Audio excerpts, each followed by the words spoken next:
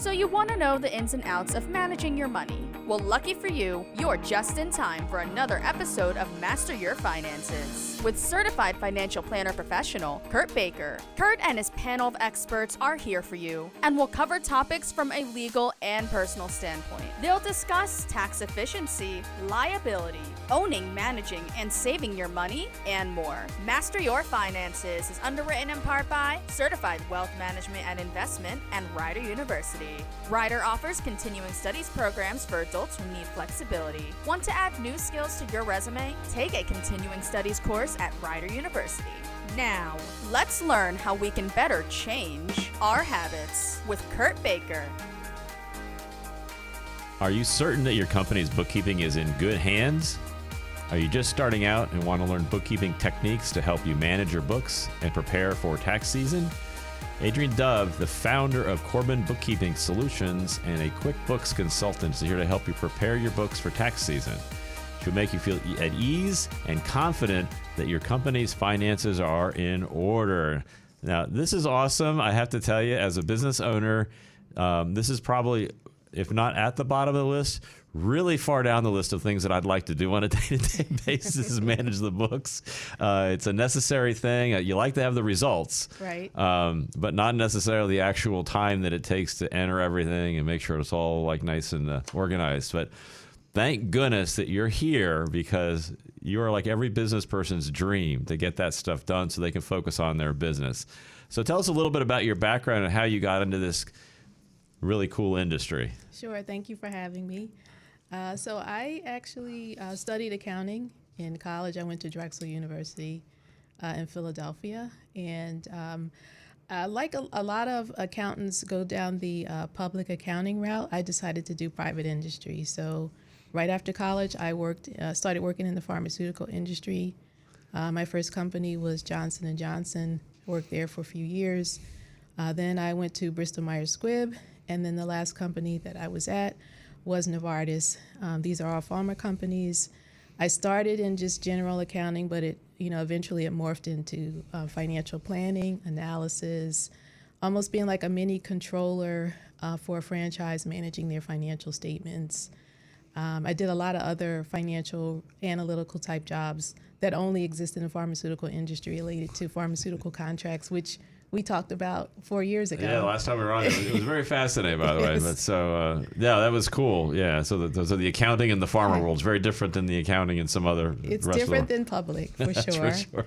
And so while I was, working, I have a lot of friends who are entrepreneurs. It just so happens, and there was a couple who they harvest their own honey. They have bees and they make their own raw honey. And they asked me to help them with their books. Mm-hmm. And that's how it started. That's how I found this world of small business bookkeeping, which is completely different from the corporate environment that I came from. So it's been a sweet business from the very beginning. From the very beginning. Very sweet.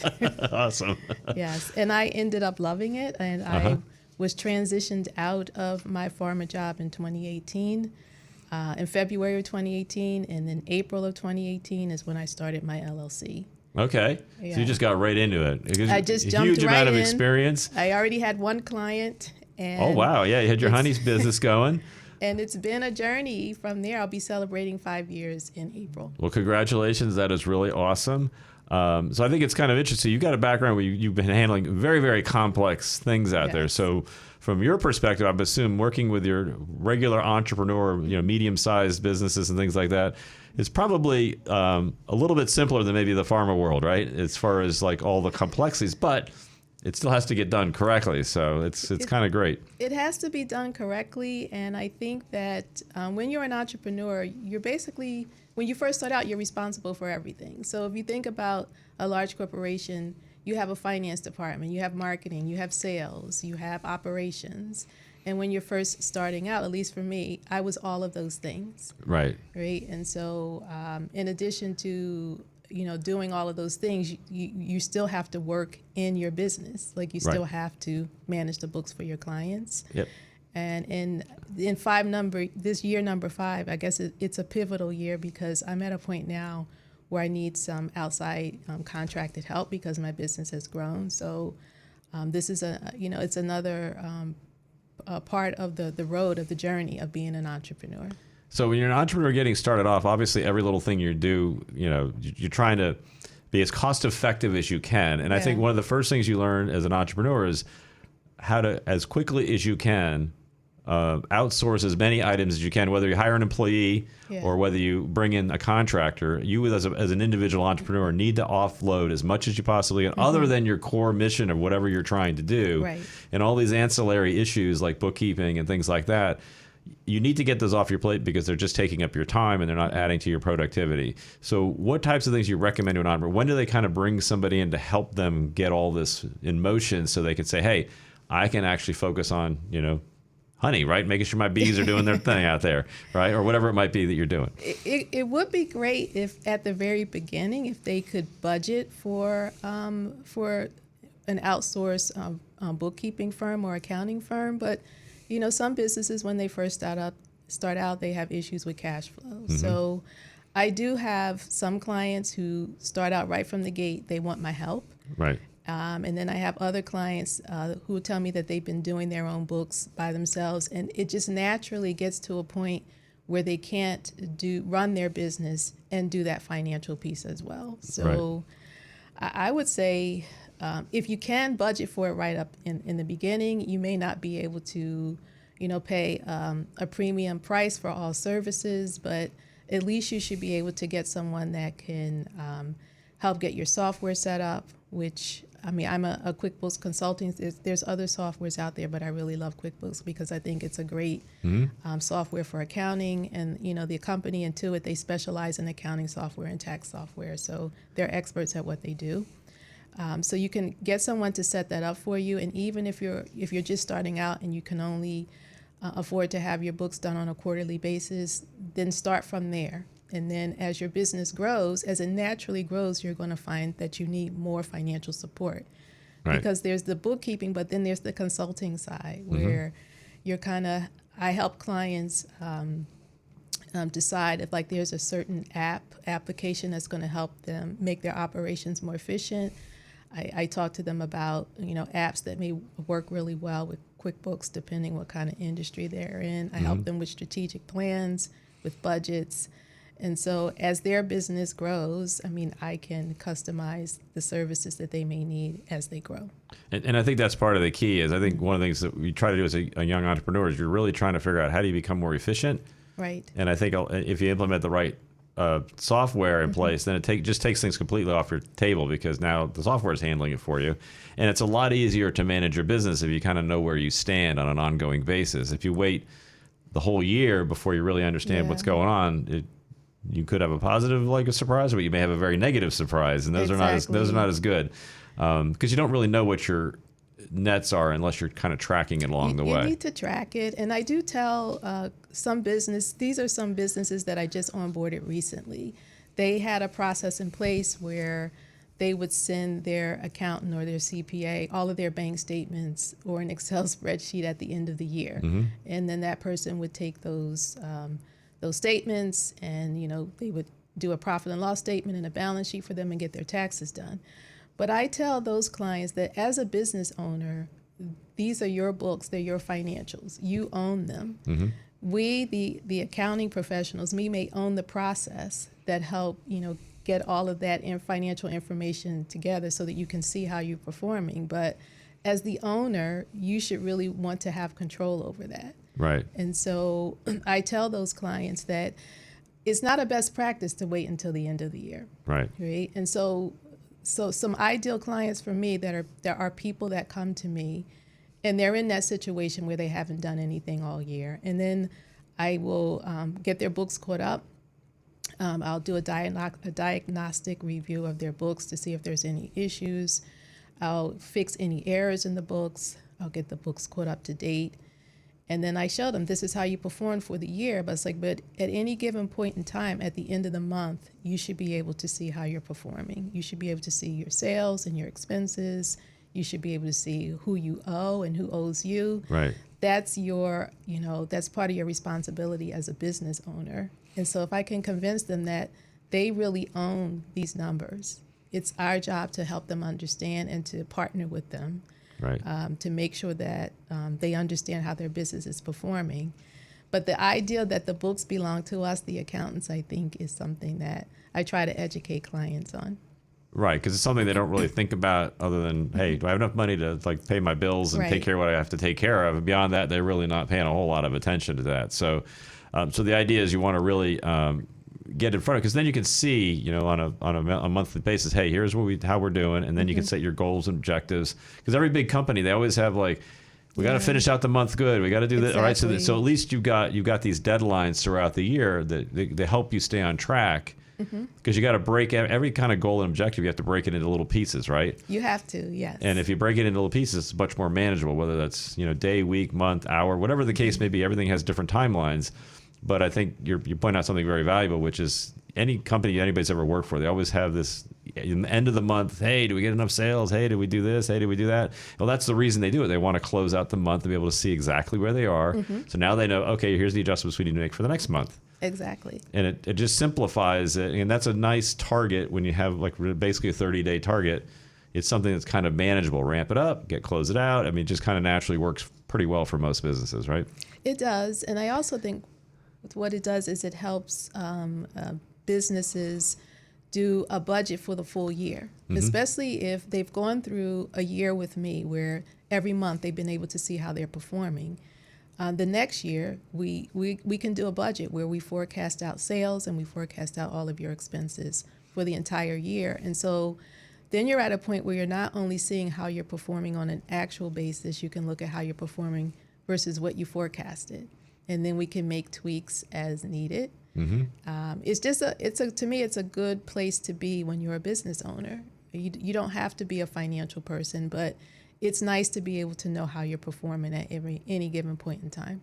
That is very true. We're going to take a quick break. You're listening to Master Your Finance. We'll be right back. This is Master Your Finances with Kurt Baker, Certified Financial Planner Professional. Learn about tax efficiency, liability, owning, managing, and saving your money, and more from Kurt and his experienced panel of guests. Master Your Finances is underwritten in part by Certified Wealth Management and Investment and Rider University. Rider University offers flexible education for adult learners. For more information, it's rider.edu/nextstep.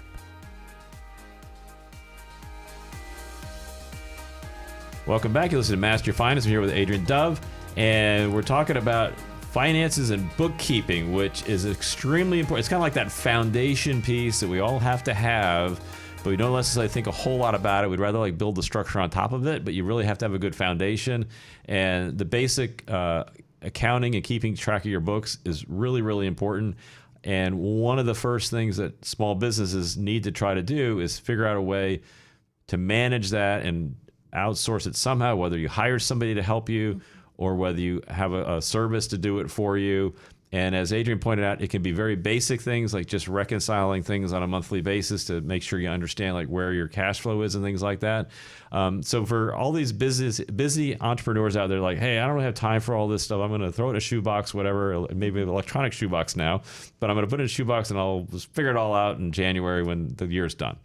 Do you have any tips that maybe things that a business owner should be doing throughout the year that you see that they miss quite often? You're like, oh gosh, if I just talked to you a couple months ago and you just did these simple tasks, maybe we could have made things a little easier for you. Sure. Well, the shoebox is a good place to start, but we don't want to stay there because we live in a virtual world now. And but the receipts are really important. And they can definitely check this with their CPA, but I think you need to really keep receipts. Take copies of receipts or keep receipts that are $75 or over. Other really important things that they could do is make sure that they keep business and personal expenses separate. It's really, really important to have a separate business bank account and separate business credit card that you use only for business, right? And I mean, there's some audit issues related to why that needs to take place. It's like, but that would be a really good conversation for a client to have with the person that does their taxes, like the CPA or the tax professional. I focus more on the transactional side because I think that that is the foundation of the business. And a lot of the granular level transactional work is where you find a lot of the problems and a lot of the issues. And I mean, I like to be a problem solver for my for small business owners and clients. So I really focus on that. So they should keep personal and business separate. Other things that they could do is track their mileage. Like there's a lot of different apps out there. There's Mile IQ, Trip Log. If they do happen to have QuickBooks Online has its own mileage tracking device because you get to deduct that on your taxes. I think for 2022 is 62.5 cents per mile. It's up there now, right? It's up, and then it's going up to 65.5 cents in this year in 2023. They should really pay special attention to the tax deadlines. Not everyone doesn't. I know this may seem like people should know it, but people should know not everybody has a tax deadline in April. So S corps and partnerships, their taxes are due a month earlier. I know. I remember they bumped that up a few years ago. March 15th. I'm like, oh, wait a minute. What happened here? Yeah. So they should keep that in mind. And then they need a trusted financial partner to help them manage their books. And I think that's where I come in. And again, my role is more on the transactional, granular level side is where I work. But I also have some great strategic partnerships with some CPAs who actually, after I'm done cleaning up the books, and then they do the taxes. Well, that's awesome. So some of the, you mentioned that you tend to find things in the granular aspect of things. So what are some of the things that you can like discuss with us in a generic term? And we don't want to get specific, obviously. But so what are some of the types of things you go through the books, you're like, oh, here's some things that we found. Can you give us some examples of types of things that you typically will locate that maybe the business owner wasn't really aware of or didn't really understand might have been an issue? Well, I can give you some examples. And this, I think that this is a person who really meant to do well. Like they knew that they needed to have some kind of accounting software set up. And so they went and purchased their QuickBooks Online subscription.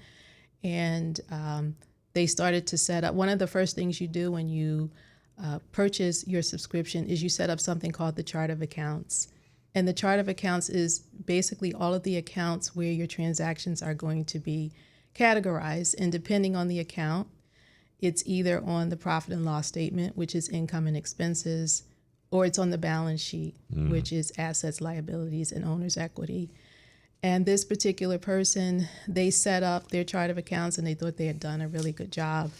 And then when they went to get their taxes done, their CPA told them that they basically had no profit and loss statement because every single account that they set up as a bank account, which is an asset. Oh. So like Amazon, when you go purchase office supplies is an expense. They had it set up as a bank account. So those are, just that's the foundation, setting up the accounts in the right way. I had some clients who had personal expenses mixed in with their business expenses. And again, depending on what kind of entity you are, if it's a single member LLC like myself who does taxes as a sole proprietor, you really should not be using your business bank account or credit card for personal expenses. But when you do, those are considered owner's draws. So those are personal expenses that really need to be kept separate. They go on the balance sheet. They're not on the profit and loss statement. I mean, other things that we look for is if there's incorrect balances in accounts receivable, that means those are customers who owe you money. You really should not have credit balances in accounts receivable. And this is going into accounting, but those are people who owe you money. And also sometimes there's issues in accounts payable. Those are vendors that you owe money to. Right. So a lot of times when I'm diagnosing, I call it a diagnostic review, which is one of the first things I do when someone comes to me and tells me that they haven't done their books in 12 months or 24 months. The first thing I do is I look on the balance sheet and I look at bank accounts, I look at accounts payable and accounts receivable. And then the fun begins. Yeah, you just went through a whole lot of stuff. And so, some of this is interesting. So, I'll get into one that just, I know, our nonprofit deals with this. And this is one of the things we've got somebody helping us do this, a volunteer. It's like, nice. So the accounts receivable, I think, is like key, at least as far as I'm concerned. It's like, okay, make sure you're invoicing properly and make sure you're tracking as the money comes in, because like any business and nonprofit, same way, every dollar you got to track it, make sure it's coming in. And as we got better at this and we had systems in place, I know that we're getting paid a lot faster because you're getting the reporting and it's being constantly reviewed every week. And you're reconciling this thing on an ongoing basis, and you can write your reports out and you say, oh, well, here's exactly what's owed to us. And you're like, oh, wow, I didn't realize that so-and-so still owes this money from blah, blah, blah. You know, and you're like, sometimes you just you can't remember everything, right? That's for accounts sure. receivable can really get away from you when you're not on top of it. Because technically you really should get paid within 30 days, right? So there's 30 days from the day that you send out an invoice. If you can get paid quicker, that's great.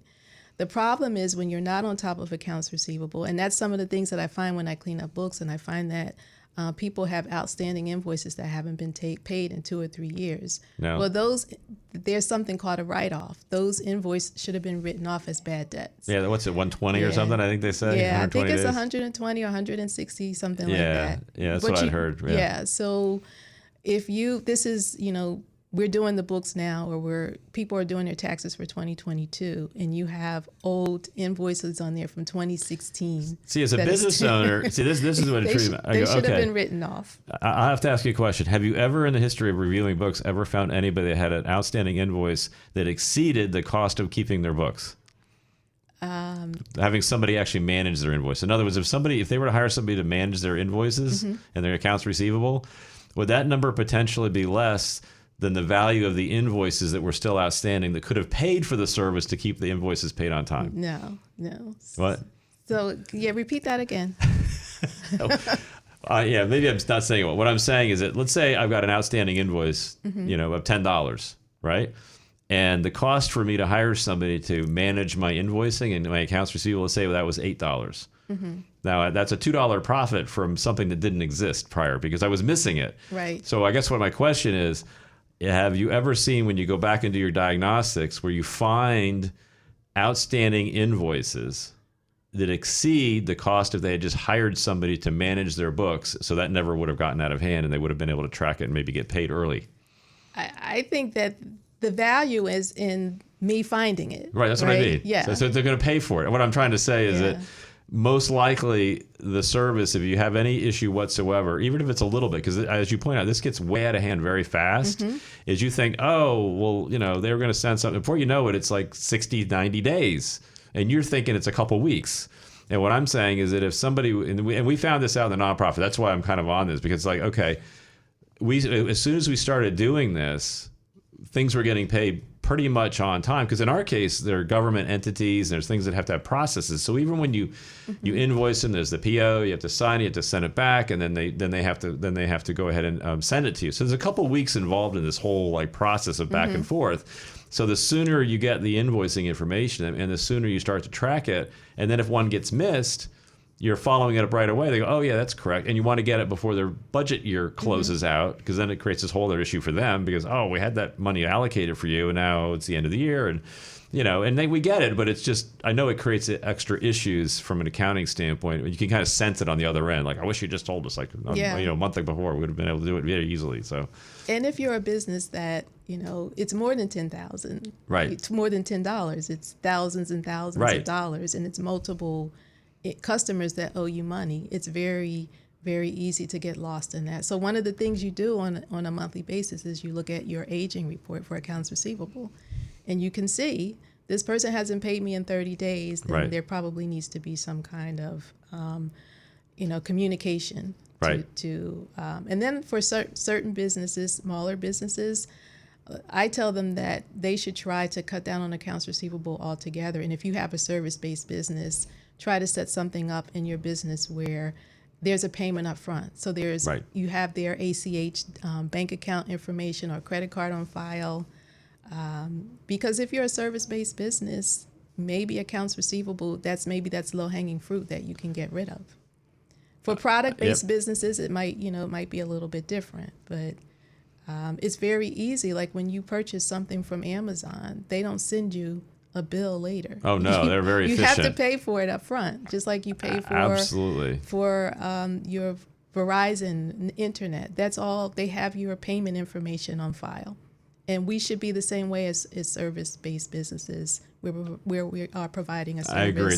Yeah, we need to get paid up front. Absolutely. Great tips. You're listening to Master Your Finance. We're going to take another quick break. This is Master Your Finances with Kurt Baker, certified financial planner professional. Learn about tax efficiency, liability, owning, managing, and saving your money, and more from Kurt and his experienced panel of guests. Master Your Finances is underwritten in part by Certified Wealth Management and Investment and Rider University. Rider University offers flexible education for adult learners. For more information, it's rider.edu/nextstep. Welcome back. You're listening to Master Your Finance here with Adrienne Dove, and we're talking about finances. And just something I learned just when we started a nonprofit a number of years ago, and then we started actually getting real cash flow from it, like lots of different invoices and so forth, which is, thank God, is good. Then it became an issue of kind of managing it, and then we got a volunteer kind of help us really stay on top of that a little bit better. And I know it works out better for us, and it actually works out better for our vendors because they tend to be government agencies of some kind. And the better you're tracking this and you have the procedures in place, and then you get, as you pointed out, the aging report, and then you can really see like what's still owed to you and what you still need to go collect, and you just have to go get it sometimes. And so we learned a lot from that. And I think you pointed out something very interesting. I remember, this is going back a few years, I just remember when you started going and somebody come out, like the plumber would come out, right? So, and they would actually have you pay like right there standing in your kitchen.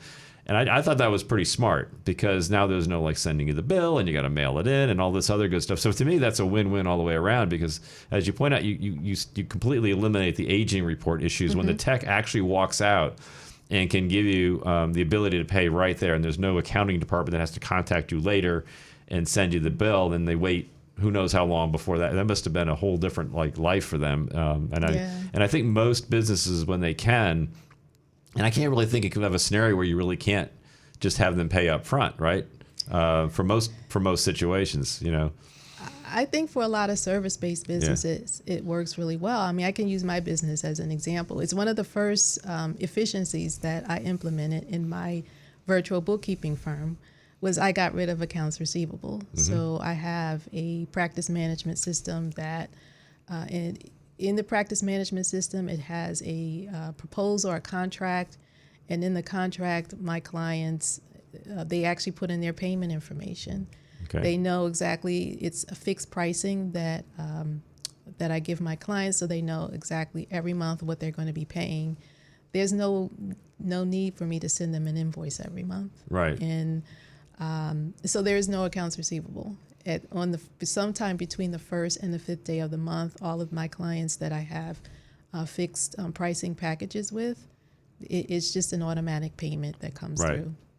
So that's awesome. It significantly reduces the issues, right? So unless there's some issue with the payment method itself, which is relatively rare, maybe a credit card needs to be renewed or something. So you have to stay on top of that but the system that I use, I'll get a message that says this credit card or this is going to expire in 2 months or 3 months. Oh, so then you notify the clients to update it. I notify the client, but they also get the message as well. Oh, that's even better. Yeah.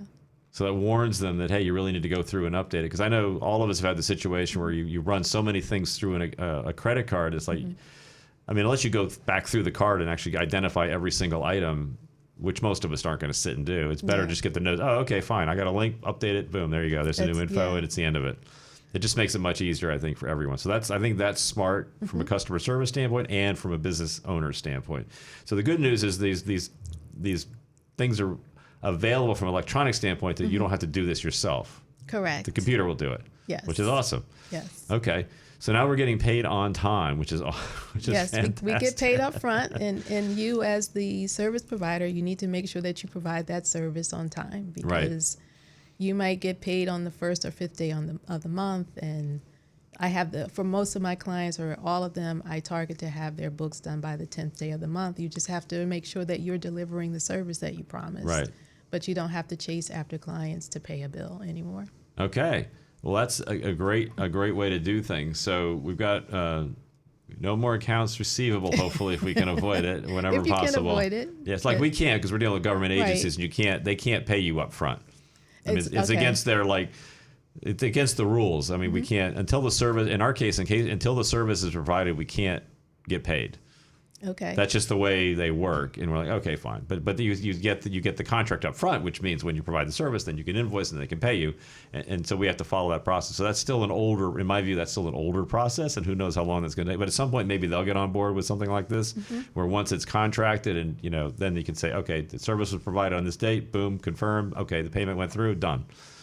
Yeah. But they have a system in place which is a little older. It's right? a little older for them, but it works. For a business like that, you just need to stay on top of your accounts receivable aging. So, right. Yeah. And it does work. It's just a few more steps involved in it. So some of the other things that you're doing now to help make the business more efficient there? Yeah, so I have a virtual firm. So one of the things about the accounting and bookkeeping world is there's different firms that provide different types of services, and you have to decide what it is that you want to do when you are setting up your firm. I started out where I actually, I started out doing some virtual and then some in-house, meaning that I would go into a client's office, sit for a couple of hours, however, a week or a month, and do their books. But as I'm grown and going into year number 5, I am a completely virtual firm. So one of the things I have to do is when I look for my ideal client, that's top on the list. They need to be comfortable collaborating with me in a virtual environment.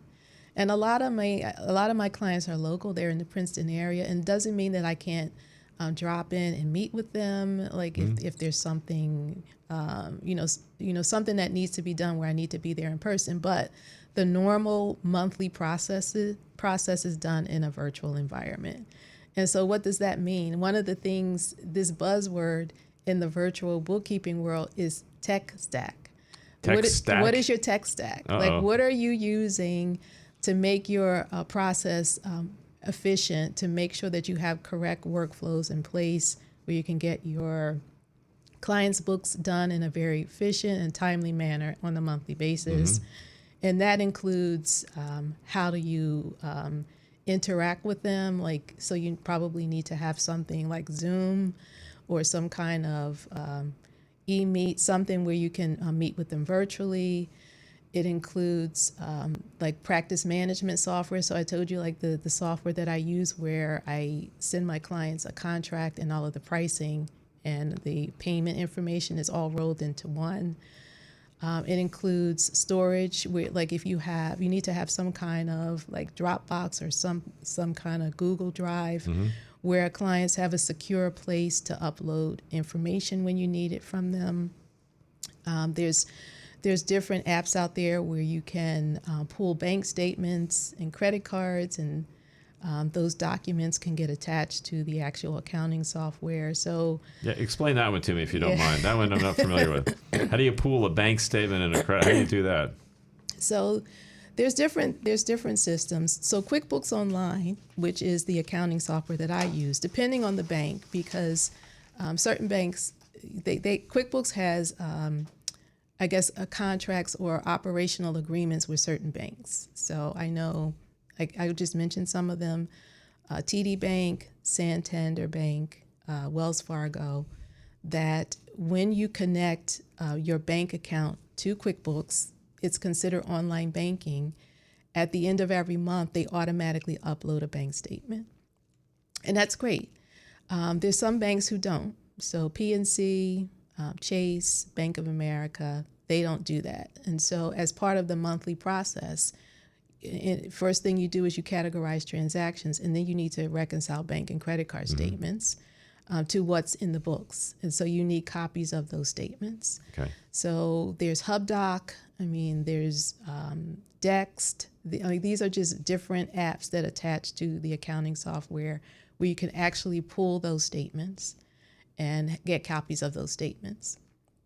And the transactions are already sitting in QuickBooks because of the online bank fee that's attached to the bank. Okay, so I got lost a little bit there. So some of them, I understand where you sync that up, or we have this where you log into the account, you sync it up, and it automatically just brings it in. We have, because I guess we have TD Bank is who we use for the nonprofit, so it syncs it up so you can line them all up. Now the ones that don't do that, how does Like you were explaining, like how does that work? Like let's say I had Bank of America or Chase or one of the ones that don't automatically do that for you. Well, so like just to clarify, just about every bank that I've ever worked with, you can have a bank feed with QuickBooks. Okay, right. Okay. QuickBooks Online. So even though I said Chase and I said I think it was Bank of America right. and PNC, they all have bank feeds that attach to QuickBooks, but they don't attach the statement to QuickBooks. Oh, I see. So the physical statement statement, which is part of the reconciliation process, because the reconciliation process is all of the transactions that I have categorized during the month. Those are considered the books. And the reconciliation is to reconcile the books to the bank. Right. And what's in the bank is on the statement. Gotcha. Right. So these are different ways. Like the old style to do it is to go in your client's office and make copies of bank statements or have them drop them off. And there's some people that still do that. But in a virtual firm, which we call the firm of the future, there is a way to do that that's in the cloud. It's done in a virtual environment, and it's very efficient. Okay. All right. Okay. So, yes, I get it. So some of them actually upload the statement for you. Now, the ones that don't, you just have to upload that yourself, and then that's the process. It's a process because I have a monthly workflow, and one of the things I have to do is educate my clients when they first onboard them. This is how we work. Gotcha. So at the end of the month, or like a couple of days after the month, I need you to upload this bank statement. Okay. If you don't have one of those banks where it's uploaded automatically. Got it. Okay. So now I got my books are all reconciled, and we're going to take another quick break. You're listening to Master Your Finances. We will be right back. This is Master Your Finances with Kurtis Baker, Certified Financial Planner Professional. Learn about tax efficiency, liability, owning, managing, and saving your money, and more from Kurt and his experienced panel of guests. Master Your Finances is underwritten in part by Certified Wealth Management and Investment and Rider University. Rider University offers flexible education for adult learners. For more information, it's rider.edu/nextstep. Welcome back. You're listening to Master Your Finances. I'm here with Adrienne Dove, and we've been having some fun. Now we got all our money coming in. We don't have to wait for any accounts receivable, no agent reports. Our books are all categorized and good to go. So now what happens? What do we do now? Now we got everything all set. We ready to go? Yeah, I mean, there's the process. There's a monthly process, and like I said, it's categorizing transactions, doing reconciliations. You want to reconcile all bank and credit card statements, and then there's a process that we accounting professionals go through where we close the books, so we see if there's any adjustments that we need to make. And then we're able to generate financial statements for clients so they can see how they're performing. Okay. Well, that is awesome. So now what's next for you? I know you've been doing this for a couple of years now. So give us a little bit of viewpoint on kind of the big picture of your firm and like what you guys see coming down the road. Well, I'm happy to be celebrating 5 years in a couple of months. I mean, I came out of a corporate environment, and I never thought that I would be an entrepreneur, but it's the best job I've ever had. I absolutely love it. Right. And at this point in the life of my firm, I think I'm at a point where I probably need some help, either a W-2 or a contracted person because of the growth. I also spend a lot of time just being a student. Right. It's in this virtual accounting and bookkeeping world, you have to be a lifelong learner, because especially if you are a virtual firm, things are always changing in the cloud. There's always another app. There's always another workflow or a process that can make the process that you have working with your clients, that can make it more efficient. There's always new ways to help your clients be more efficient. And so I personally am on webinars every month. QuickBooks, as a QuickBooks Pro Advisor, a certified Pro Advisor, all of the education to us is free. And so every month we are on a different webinar talking about new things that are happening in the industry. There's a couple of big conferences that I go to every year. QuickBooks has a huge conference, which is the last one was in December. There's another, and it's called QuickBooks Connect. There's another firm, it's called Scaling New Heights, which is really geared for the virtual accounting and bookkeeping firms. And I think I'm going to be going to my first conference this June in St. Louis. And then another thing that I love to do, in addition to networking, because that's all part of being an entrepreneur, is building relationships with small businesses. I like to network with other entrepreneurs that do the same thing that I do. So other virtual bookkeeping firms, and then just other people that do accounting and bookkeeping. Because, I mean, in the real world, you would love to engage every time a client comes to you. You would love for that to be your ideal client. But that's not the real world. Right. And so if a person comes to me, and I've had this recently, a nonprofit said that they needed me to come into their office 3 days a week. Well, I'm a virtual firm. Like I said before, I don't mind going into my clients' offices if it's needed, but in the normal monthly process, that's not part of my workflow. Right. So I found someone in my network this is a person who has a virtual firm like myself, but he has a team. Right. And he has a team. Some of his bookkeepers and accountants are local. They live around here in the Princeton area. And I was able to give him that referral. And he in turn gave me a referral that wasn't right for him. And so to me, that's the beauty. Like, there's enough work to go around for all of us. It's not a competitive, it doesn't need to be competitive, because we can support each other. And recently, in the virtual bookkeeping world, especially if you don't have a staff like myself, it could be a little isolating. So you're working by yourself, right? But of course, you engage with your clients. So I am connected with, at least right now, it's 3 other women who have virtual firms. 2 of us are in New Jersey. I think one is in Ohio, and I think the other one is in Florida. We are starting what we're calling a virtual bookkeeping and accounting mastermind group. That's awesome. Where we meet once a month, and we just talk about what's going on in the industry.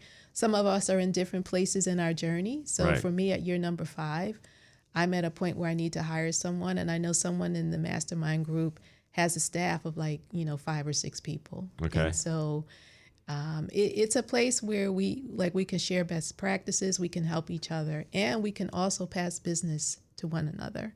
Right. Because I also know that in this virtual bookkeeping and accounting world, there's some people who are very specialized. So they only do restaurants, or they only do retail, they only do law firms. And that's another thing. If I find someone, because I don't do restaurants. And so one of the first things I did when I went to the last QuickBooks conference that I went to, is I found a couple of accounting firms that's their niche. They specialize in restaurants, and they may not be in New Jersey, but they can work with a restaurant anywhere. So I think that's a big part of me being a virtual firm owner, and as part of my growth is to network and just stay connected with other firms that do the same thing that I do. Yeah, and I mean, you're like preaching to the choir here, because I mean, this is something that I think, I both belong to the chamber, and this is something we talk about a lot at the chamber. Is that they're like, oh, well, I can't share information with my quote competitors, and honestly, if you work with people that you quote consider your competitor, you're actually going to both get more business, because you're going to end up specializing, and I think most of us have to, whether it's specializing as a virtual business or whether it's specializing in restaurants, in my case, it's, high net worth, business owners, it doesn't really matter, because there'll be people that you're not focused on any longer, and you're going to get really, really good at what you are focused on. And so your peers, I like to call them my peers, they will refer people to either more appropriate, and I refer people myself, other advisors. I refer 2 other advisors, because there's plenty of business for everyone, especially if you're an entrepreneur and your concern is taking care of your clients, serving them well, and getting the best deal for them that you possibly can, and then connecting somebody that's not a good fit, not your ideal client, as you pointed out, with somebody that would work well with them. Yeah. Now everybody's happy. Your client's happy. You're happy because you were able to hand them off to somebody, and the other person's happy because now they have a little bit of business and we're in their area of expertise. And I think a lot of people don't spend enough time networking with their peers. And as what you do, I belong to a mastermind group of people that just focus on high net worth business, and you learn a lot from each other. and there's never any fear of this like getting clients. It just doesn't happen. If it ever did happen, they'd be out of the group. Yeah. That'd be the end of them, right? So it's just not going to happen. The way a lot of people that are especially new at this don't realize that sharing information with your peers helps you both become educated, especially in the day and age now where things move very quickly. Yes. Like what software to use? Like, hey, this just changed last month. How are you handling that change? You all will learn from each other very quickly, and you'll adjust to whatever that change is, and you all win. Yes. And yeah, so it's a win-win. yeah, exactly. And I really try to emphasize that to people. But I know when people start off like, oh, I can't, this is I got my secret world and I can't like, no, everybody, it's the same world, right? It's the same world. And we all have the same goal. We want to grow our businesses, right. but we also want to help other people. Correct. Right. So, and then mentoring, it's because when I started in this virtual world, I had other virtual firm owners who gave me information for free. They shared their workflows. They shared different software. They, talked to me about things to look out for. I mean, so in this world, the mastermind group is important, but also kind of bringing somebody else along there are people that where I was 5 years ago. Right. And so that's been my journey, like in this entrepreneurial virtual accounting world. This is where we are today. That's awesome. Yeah. So what are your next steps? What do you plan on doing now? I know you think you're going to grow a little bit, right? So yeah. So what do you see in the next 5 years? In the next 5 years, I definitely want to continue to grow, but I think I'd like to have more of a niche, and I'm not exactly sure what that's going to be. Right. Right now, I have the mastermind group. I also have a coach that I'm going to be starting with who specializes in virtual bookkeeping firms. That's awesome. She's really great. I've taken a lot of her courses, and like my first meeting with her, she told me like she's been doing this for 15 years. In the virtual world, that's awesome. Well, How long has it been around? She started with QuickBooks Online. Okay. I think when it was relatively new. I know that's what I was thinking. So I think in the next 5 years, I definitely want to learn a lot from that coaching and the mastermind, but then I want to be in a position to maybe help someone and to give coaching also. Okay. There's always somebody that is coming behind you that could use the help. I got a lot of help when I started back in 2018. Right. That's just awesome. So any final notes before we head off? This is a great experience. I love having you back. Appreciate it. It's great to be back because when I was here in 2019, it was a completely different conversation. Because I was a very new entrepreneur. Right. And still, was still transitioning, understanding the culture of being in pharma in a large corporation and working with small businesses. So being a small business is very different than working for a big company. It's very different. Absolutely love it. I say this is the best job I've ever had. Well, that's awesome. Well, Adrienne, thanks again for coming on. We appreciate it very much. You're listening to Master Your Finances. Have a wonderful day. That was this week's episode of Master Your Finances with Kurt Baker, Certified Financial Planner Professional. Tune in every Sunday at 9 a.m. to expand your knowledge in building and managing your wealth. Missed an episode? No worries. You can subscribe to a free weekly episode of Master Your Finances to listen to on your favorite podcasting platform. Apple, Spotify, Google Podcasts, whatever. Master Your Finances is underwritten in part by Certified Wealth Management and Investment and Rider University. Rider offers continuing studies programs for adults who need flexibility. Want to add new skills to your resume? Take a continuing studies course at Rider University.